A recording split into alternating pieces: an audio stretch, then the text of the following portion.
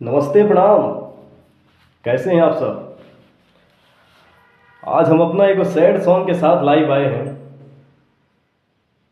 जिसको लिखे हैं हमारे जयसिंह भैया, म्यूजिक दिए हैं दिनेश राज। वो गाना के बोल है भाई, दिलवा के चैना ले गइलू मैना, नैना हमार भर आइल बा। दिलवा के चैना ले गइलू मैना, नैना हमार भर आइल बा।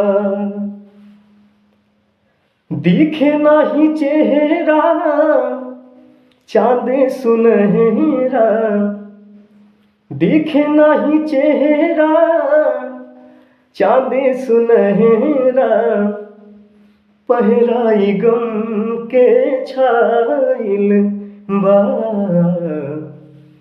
पहराई गम के छाइल बा। अंतरा कैसे ना भाई,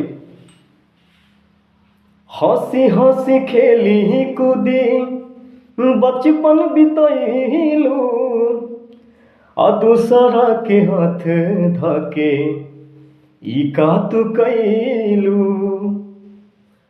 हंसी हंसी खेली कूदी बचपन बितैलू, आ दूसरा के हाथ धके ई का तू कैलू।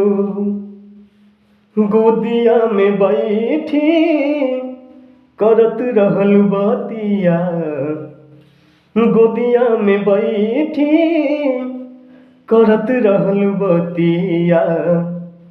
आज काहे दिन उ भुलाइल बा, आज काहे दिन उ भुलाइल बा।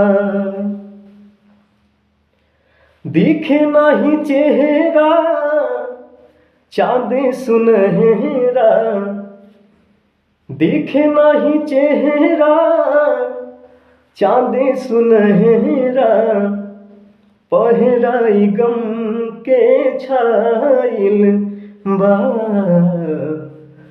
पहराई गम के छाइल बा। तो कैसा लागल भैया, कमेंट करके बताई जा, वीडियो को लाइक करी जा। धन्यवाद।